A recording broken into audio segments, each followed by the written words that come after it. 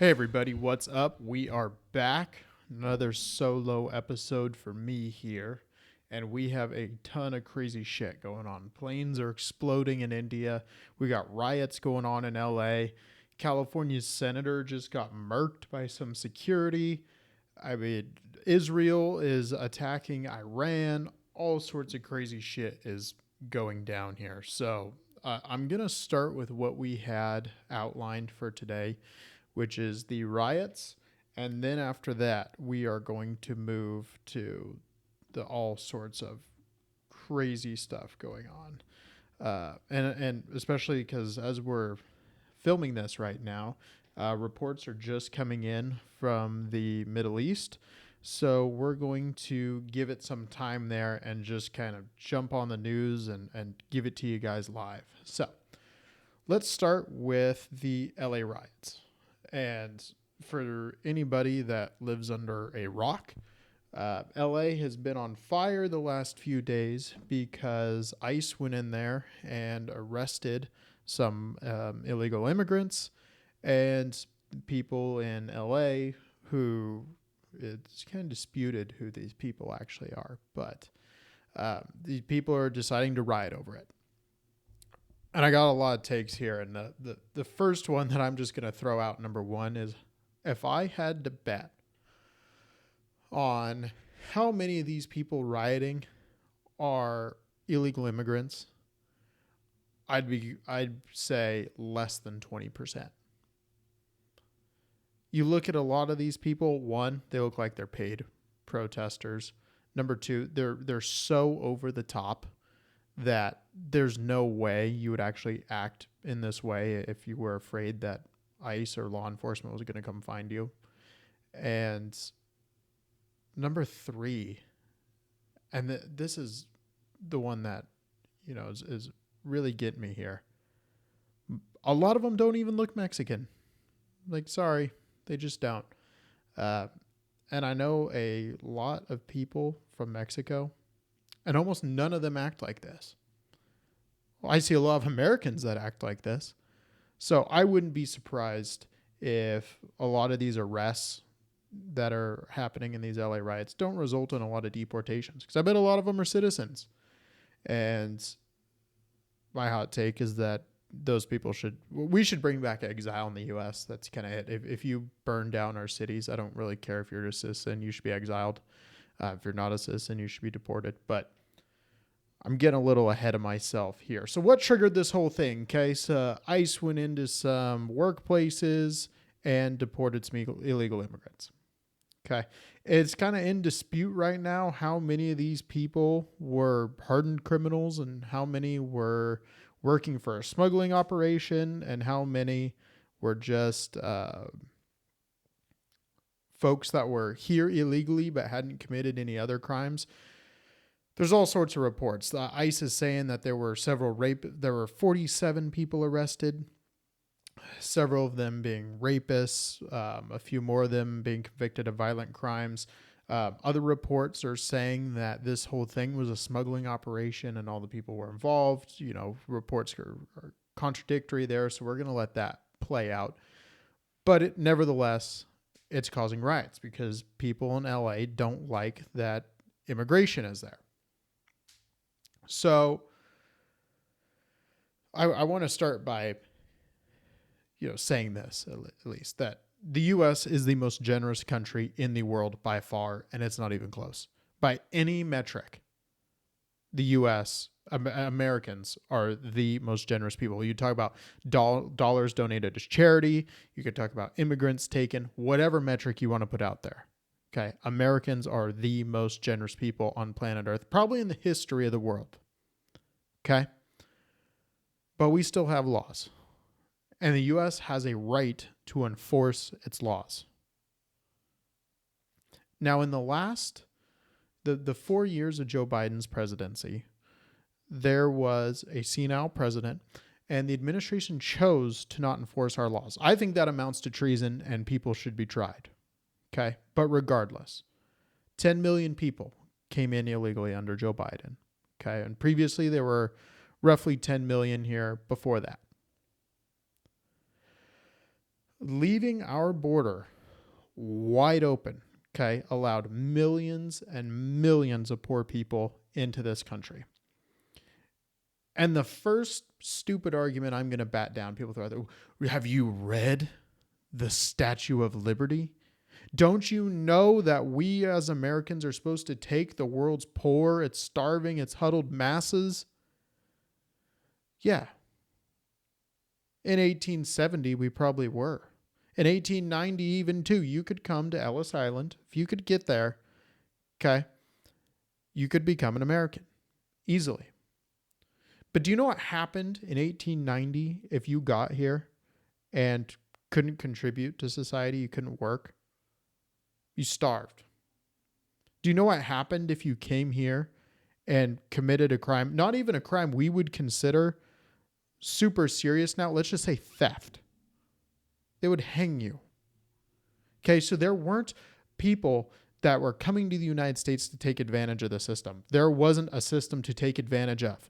You were getting purely people here who wanted to work hard and make a good life for themselves and their families. What a lot of people are coming here now to do as well. Okay? But one, they were coming in much smaller proportions. Okay? Much, much, much smaller. When 10 million people came in the last 4 years, okay, even if 1% of them were going to become violent criminals, okay, it's more than that. But even if it was only 1%, that's 100,000 violent criminals coming into the country, okay? You did not have that in 1890 when Ellis Island was open, okay? Those numbers, nowhere even close. And people didn't get arrested 15 times. They killed you before you got arrested 14, 15 times, okay? So this whole idea that, you know, we're supposed to take in the whole world's worth of poor people now because the plaque, you know, from France on the Statue of Liberty says that. It's preposterous. The whole thing's ridiculous. Okay? We didn't have that much immigration before 1914, okay? Not compared to what we're getting now. But then, after the presidency of Woodrow Wilson, okay, we opened the door to the welfare state. The welfare state that we know now. Okay, all the social programs, all the welfare, all the just, I actually pulled a list up here, okay? And keep in mind, none of these existed pre-1914. They were added on incrementally. But I've got a whole list for us. Here's a list of government programs you have access to here in California, whether you are a citizen or not. Okay. AB 540 gives undocumented students in California in-state tuition rates. Okay. You can get state financial aid and the California Dream Act, so you can get money to go to college. You can get Medi-Cal, hence why Medi-Cal is completely bankrupt now. Bringing in millions of undocumented people who can't afford health care and giving it to them on the taxpayer expense tends to bankrupt your programs, just like what happened here. Emergency and pregnancy Medi-Cal, additional health programs here, that's family planning, cancer screenings, in-home supports. Cal Fresh, which is a food program, food stamps, WIC, free school meals, some cash and financial support, cash assistance programs for migrants, Cal Work, and here we go. Here's another one. Paid family leave and disability, despite not being a citizen. You can get, this is a crazy one. There is a state-funded legal defense to help migrants fight deportation cases. Okay? And then on top of that, you have the access to public schools. You know, we educate all kids for free, whether you pay any taxes or not. Some communities have the child care, and disaster relief is another one. And I mean, it's the list is just staggering. Okay, because then you get this argument. Well, they come here and they pay taxes. I'm sorry. The vast majority of people coming here that do not speak any English are not paying net taxes. Okay? They are getting more out of the system than they are paying into it. I'm sorry, but that's just true. And by the way, that's true for a lot of American citizens too. That's why we have these programs, is to help the people who live here, who are citizens here, whose families have been here and paid into this system and built our society. And naturalized citizens, people that come here the right way. Okay? That's what all these programs were meant for, to help those people. Not to support the entire world's worth of poor people. And I feel bad for these people. I don't want to act like we're just out here trying to be heartless, not help it. We give more foreign aid than anybody in the world. So if you were trying to measure how charitable the people of the United States are, there's another metric for you. So I don't want to act like we're all, heartless here, but it's really the lifeboat theory. Okay. We're all on a sinking ship and we get on lifeboats. Okay. And only 20 people can fit in a lifeboat. And there's people all around us in the water suffering. And we know if one more person climbs on this boat, it sinks and we all go down too. You can't let somebody else on the boat. It sucks to see them suffer. You'd have to sit there and watch them. Just like we do in the United States. We can go on Twitter and look up any country in the world full of people who live in just the worst poverty. Okay? Millions and millions, probably billions of people live in abject poverty in this world. We can't bring them to live in Detroit.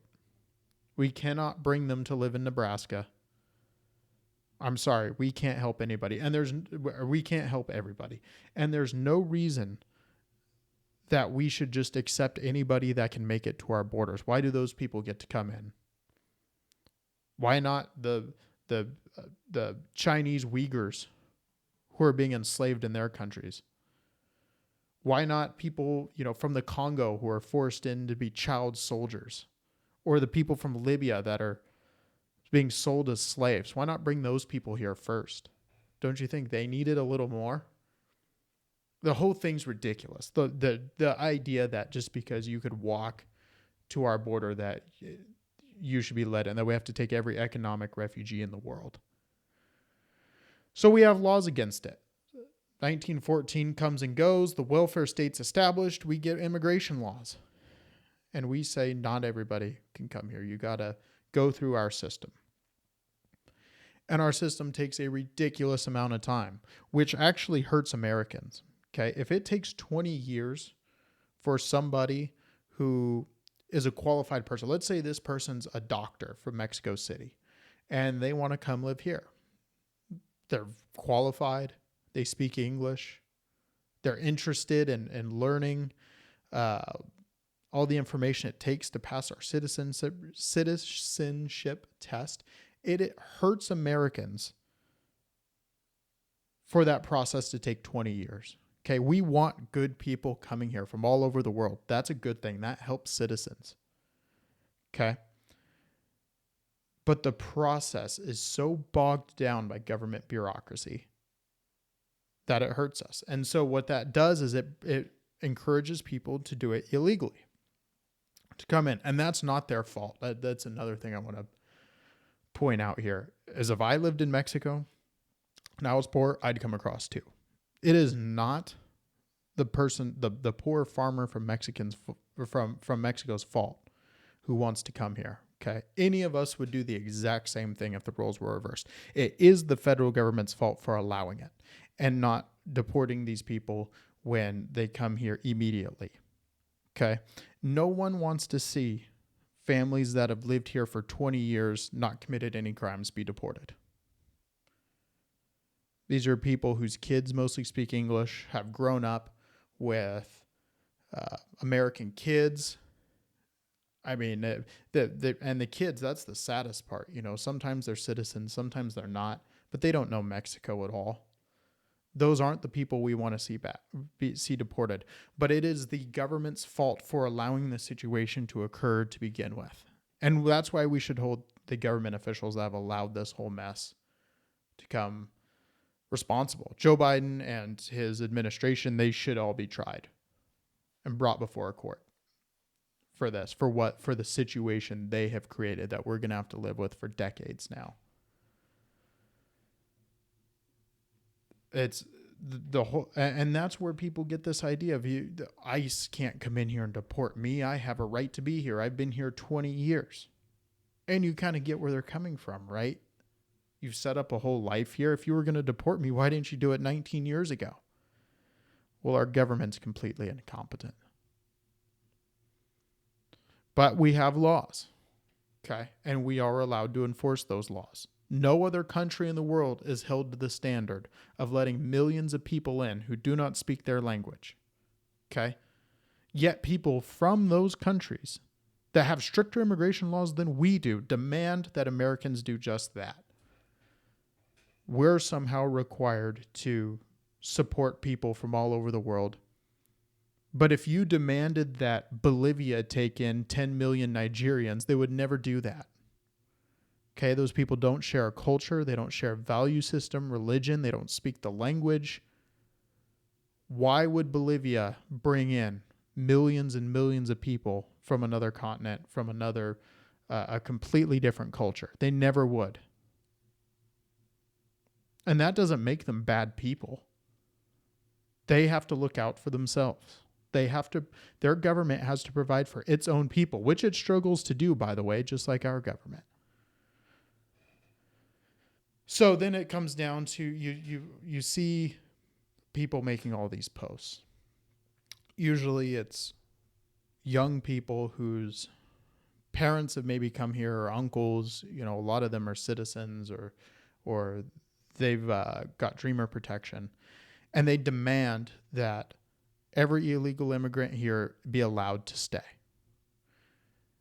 And if ICE comes and arrests them, then we need to abolish ICE. It's ICE's fault. It's the policeman's fault that people were speeding.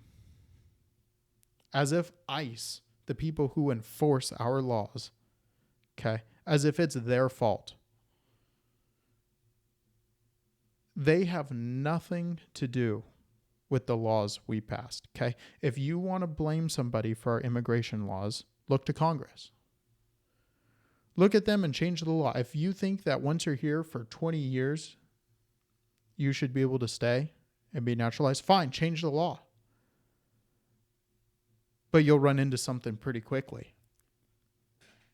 Congress won't change that law because illegal immigration is wildly unpopular. Like some of the most unpopular it's ever been. A majority of Democrats support mass deportation. Over 80% of Republicans support mass deportation. So you're not going to get the law changed. It's not immigration's fault. The Immigration Custom Enforcement's. It's not ICE's fault that these laws are passed. It's too popular to get it changed. So these people who are really taking their anger out on ICE, their beef is really with democracy. Okay? They don't like our law. They don't have the power to change it. Again, because changing it would be wildly unpopular. So they're stuck.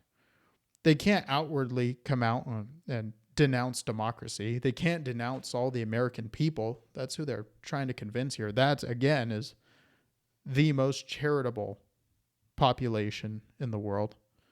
So they're stuck blaming it on ICE. You blame the cops, right? Just like your football team loses, you blame the referees. It's outrageous, really. It has nothing to do. The anger that people are feeling towards our immigration laws, towards our democracy, is taken out on ICE.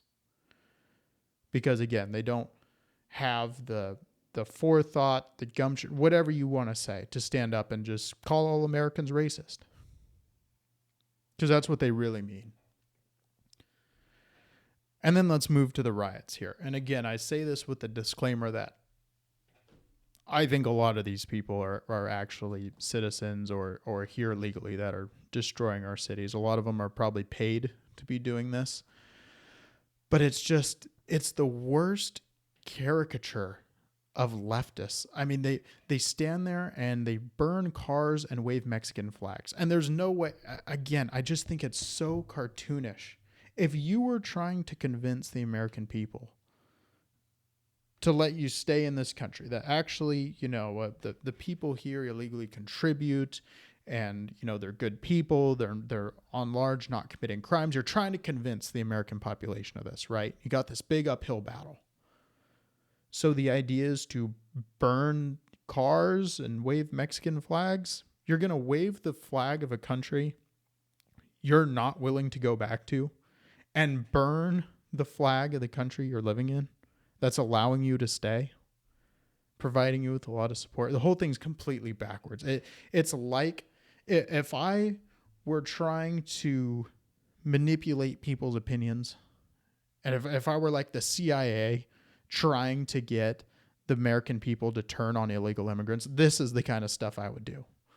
Set things on fire, wave foreign flags. It's insane.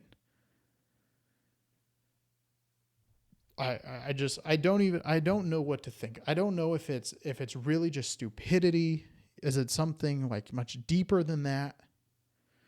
And the reason I do think there's a lot of stupidity involved is BLM was the same way.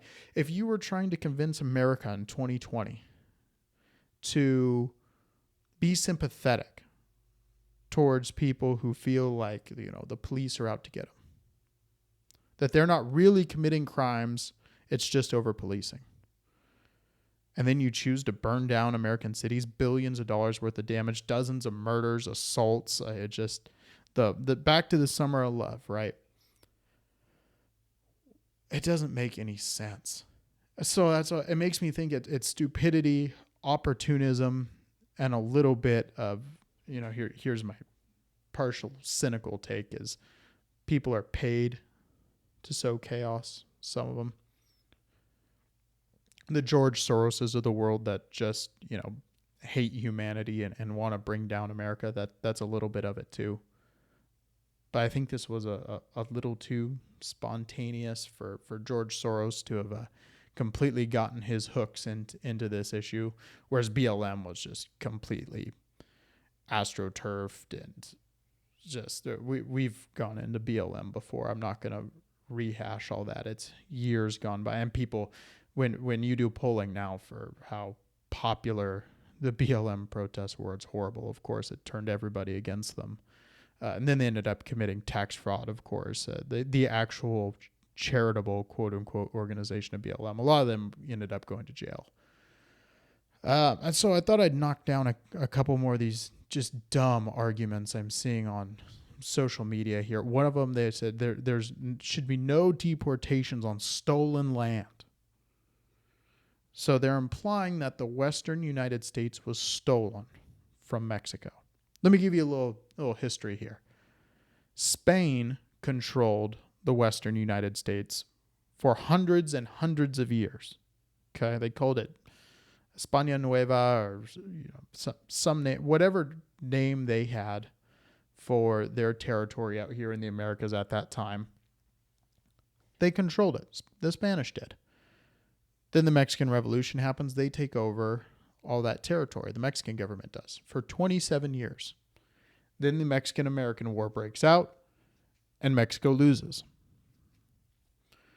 Back then, okay, we're talking, I think, 1840s, the Mexican-American War happens. Back then, the 1800s, 1700s, a lot of times what happened was when you had a war between two powers and one of the powers won, you did not just annex their land. You had to pay for it or compensate them with other land. You saw that a lot of the Napoleonic Wars in Europe, and they did it in the Americas too. So when the U.S. defeats Mexico, the treaty they sign required the United States to take on some of Mexico's debt and pay Mexico $15 million for the territory that was out west. Okay, and if you're thinking $15 million, that's insane. Back then, that was A, lot of money, and B, it was similar to what we paid France for the Louisiana Purchase a couple decades earlier. Completely willingly. We didn't have any war with France. We just sold it to Napoleon, okay? So, the land's not stolen. We had a war, as a lot of powers did back then, and then we paid for it. Just like every other country in the world was doing. Okay, 27 years was all the amount of time it was Mexico for. So the whole stolen land argument is just dumb. If we're going to go back and relitigate every single territorial dispute for all of humanity, then every single piece of land is stolen, everybody's guilty, and we're all just going to fall into some intersectional civil war. And then another stupid argument I've seen is, but California is a sanctuary state. So why is ICE? We as Californians voted to keep ICE out of our state. Yeah, not how the Republic works here. Since there's freedom of movement between states, one state like California can't just allow millions and millions of people in without checking who they are. Okay, just allowing them to walk across the border. Because then all those people can go to states that didn't vote for that. They could go to Montana and Idaho and Nebraska. And states don't just get to overrule federal law. We fought a whole war over that. Almost 650,000 Americans dead over this exact principle. The argument's dumb. Okay, it's settled. It doesn't make any sense. And then finally, another reason that Americans are so furious over this whole thing. When the border's wide open, it's not just people that come across. It's the drugs. Hundreds of thousands of Americans are dying of ODs. Okay, fentanyl's taken over the nation. It's just, people are addicted. You could go to San Francisco and take a look. If you don't believe, you want to see what lax drug enforcement does to a city, go there.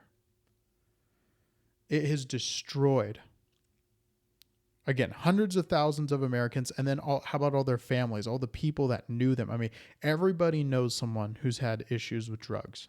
And a lot of those drugs come in part from China, then through Mexico, and up through the southern border. And again, I'm not saying that everyone that comes across the border is bringing drugs with them. But if the border's open to people, then it's open to drugs too.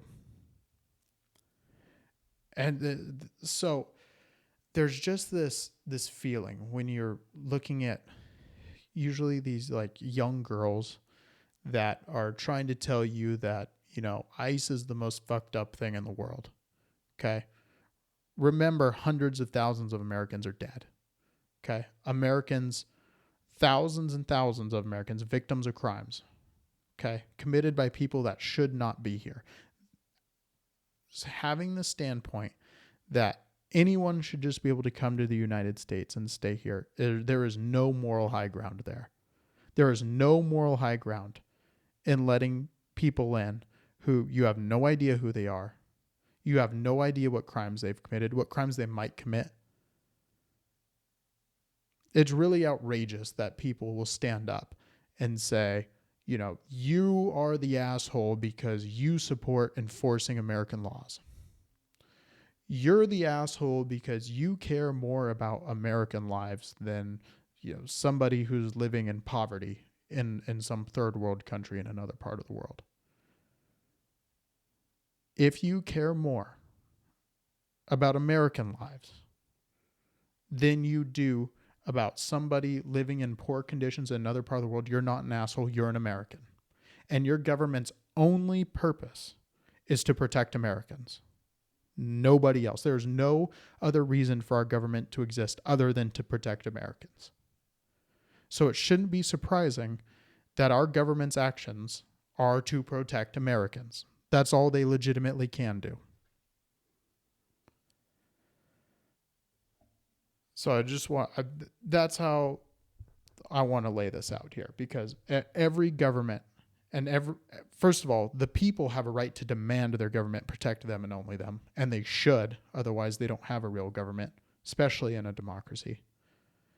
And if people come and claim that the role of the government is anything else, they don't have Americans' best interests at heart. Okay, they have their own. And there's no reason we should tolerate that. Okay, let's jump over to, speaking of putting American lives first, let's jump over to the biggest news of the day here. Actually, you know what? Let's just mention real quick that the senator of California tried storming Kristi Noem, the DHS secretary, tried storming her press conference. Security ends up dragging him out of the room. To be honest, by the video, it looks like they don't know who he is. He's not really in a suit or anything. And I'll be honest, he's a new senator from California. He's not really all that recognizable. He's not like a household face like you would notice. You know, you would recognize Nancy Pelosi or you would recognize Mitch McConnell.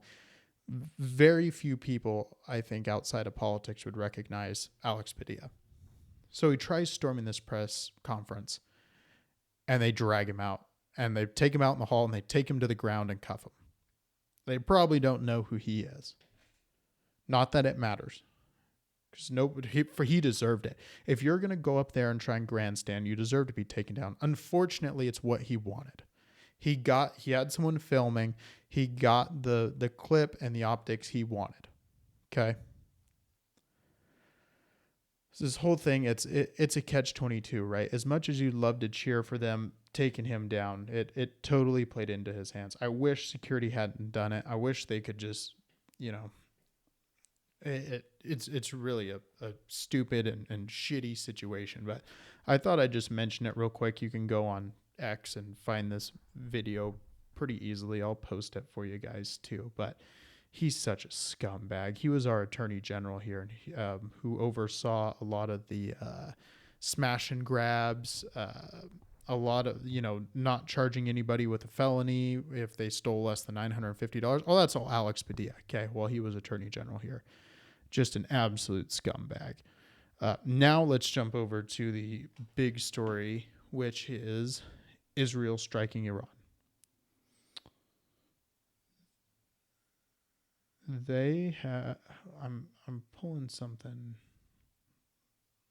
Let me pull up here So Israel conducted airstrikes. No boots on the ground as of right now, but they conducted airstrikes, and we knew this was coming because United States embassy and military personnel were evacuating their families. I want to say that was yesterday. So we had a feeling this was coming. But Israel has announced that they were striking Iran's nuclear facilities. And they also at least attempted to assassinate a lot of the top political leaders. They tried blowing up the Ayatollah's house. It's unclear whether he was in there or not. If they haven't confirmed him dead, I'm guessing not. But they did kill the leader of the Iranian Revolutionary Guard, which is Iran's military, which it's essentially the same position that Soleimani had when Trump had him assassinated in Iraq during his first term. So that man, Iran's state media has confirmed he is dead. Okay. We also know right now that Trump was aware of Israel's strikes before it happened. Okay. Iran has retaliated, reportedly launching 100 drones at Israel in a response that Israel was expecting. They're calling this Operation Rising Lion. Okay. So you might see that name out there. Now, the whole pretext for this is that Donald Trump has been trying to negotiate a nuclear deal with Iran. And Iran has not been playing ball, apparently. So Israel is saying here that they had evidence that Iran had enough enriched uranium for 9 nuclear weapons, and they would have been able to put together those warheads in less than a couple weeks. So there's going to be a lot of opinions flying out here, and I want to help give you guys just a really simple structure, okay? Israel has been pushing us into wars in the Middle East for years. Benjamin Netanyahu came to the United States, came to Congress, in the early 2000s and said if we just could topple Saddam Hussein, then democracy would sweep the region. We'd be greeted as liberators, blah, blah, blah, blah, blah, all that BS. He was saying all the way back into 2009, there's reports that other Israeli officials were talking about it in 2003. I've even seen reports back all the way to 1984. But Israel's been saying for a long time that Iran's just a year away from a nuke. They've been a year away from a nuke for decades. Okay. This is always the justification they use because most reasonable Americans agree that Iran cannot have a nuke. They're the people that chant death to America, death to Israel. They want to wipe all the Jews off the map, that kind of stuff. So what does Israel do to justify wars in the region? They say, well, Iran's going to have a nuke. That's the thing that most people agree cannot happen. We don't need another rogue state, another North Korea with nukes. That could hit Israel. It could hit our allies in Europe. So that's what they always say to justify these wars. And so they're giving it to us again. They were just weeks away from a nuke. We cannot support any of these preemptive strikes without clear and convincing evidence released to the public that Iran was about to get a nuke. And what I will say, because I know a lot of libertarians agree with that, but here's where I'm going to take it a step further, okay? Then they will, I know. I agree with the idea that Iran cannot have a nuke. We can't allow that. They chant, no more countries that chant death to America can have nukes. We have one North Korea, we can't have two. That's the red line. We cannot allow Islamists to have a switch to destroy the world. We can't because they will do it. They are extreme fundamentalists in Iran, which is an unstable country. Okay, a lot of the citizens there, not fundamental Islamists. So they could have a revolution there anytime. And if nukes were in the mix, things could get really ugly. It could be the end of the world. So it's really serious that we don't allow them to have nuclear weapons. But at the same time, it is extremely serious to not allow us to be lied to into another boondoggle war in the Middle East. So, really simple. For Israel, if you want our support, release to the public clear evidence of their nuclear progression. Until then, I'm going to assume this is more lies to get us into another war. Pretty simple. We will talk more about this in the next episode. We will do a double next week if we have to, if there are a lot of progressions here in the story. I'm looking for, and I'm refreshing all my news sites, seeing if anything else comes up. Just that they've struck many of the nuclear facilities. Hopefully this doesn't get any Americans killed. That's really my number one dog in the fight there.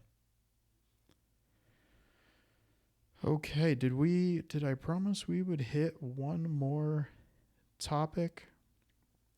Just another little note here, another little breaking news.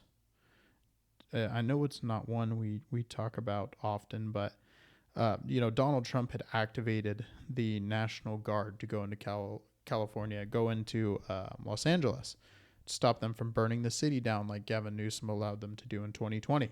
So, of course, a court blocks Trump's ability to activate the National Guard and save people's lives, stop the city from burning. Because, of course, they did. We have let the judiciary get completely out of control. They think every district court and appeals court in the country thinks that they can, command the president to do X, Y, and Z. We have 3 equal branches of government, and the judiciary is completely overreaching here.